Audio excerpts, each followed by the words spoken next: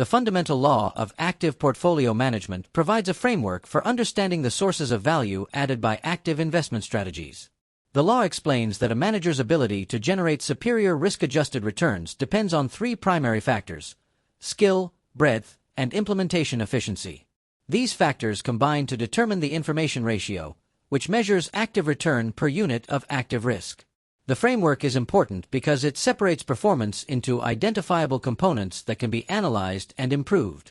By understanding how forecasting ability, the number of investment opportunities, and portfolio constraints interact, investors can evaluate whether a manager's excess returns are sustainable and attributable to genuine investment skill. The first component of the fundamental law is the information coefficient, IC, which measures the manager's forecasting skill.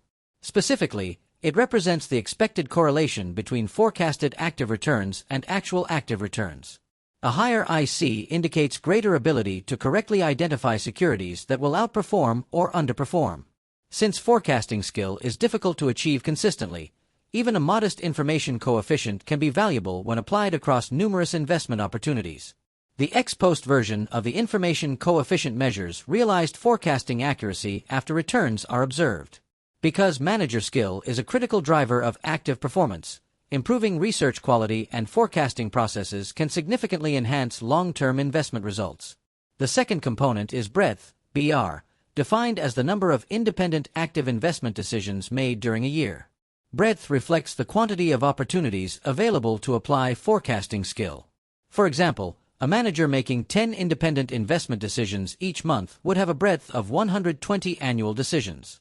Greater breadth increases the potential to convert skill into excess returns because successful forecasts can be repeated across numerous opportunities.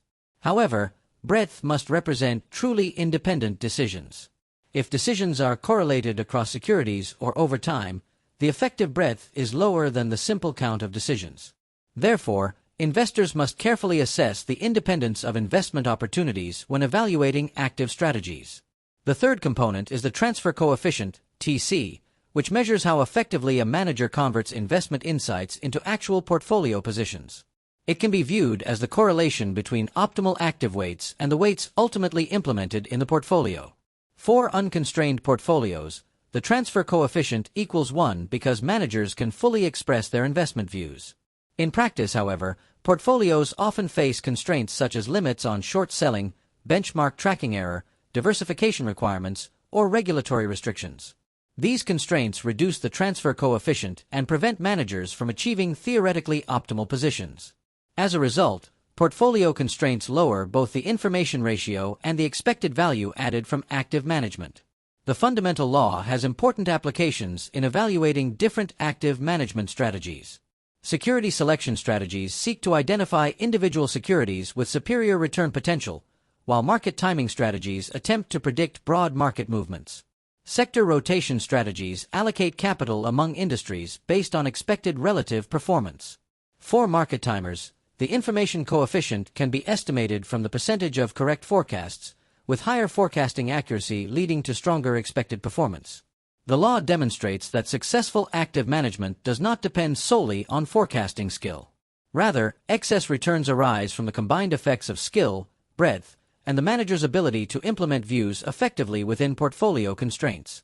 Although highly influential, the fundamental law has practical limitations. One challenge is accurately estimating the information coefficient on an ex-ante basis because managers may overestimate their forecasting ability. Another limitation involves measuring breadth. Many investment decisions are not truly independent because securities often share common economic drivers, industry characteristics, or market influences. Decisions may also be correlated over time due to persistent investment themes and strategies. Consequently, effective breadth is often lower than theoretical calculations suggest. Despite these limitations, the fundamental law remains a valuable framework for understanding active portfolio management, assessing manager performance, and identifying the factors that contribute to sustainable investment success.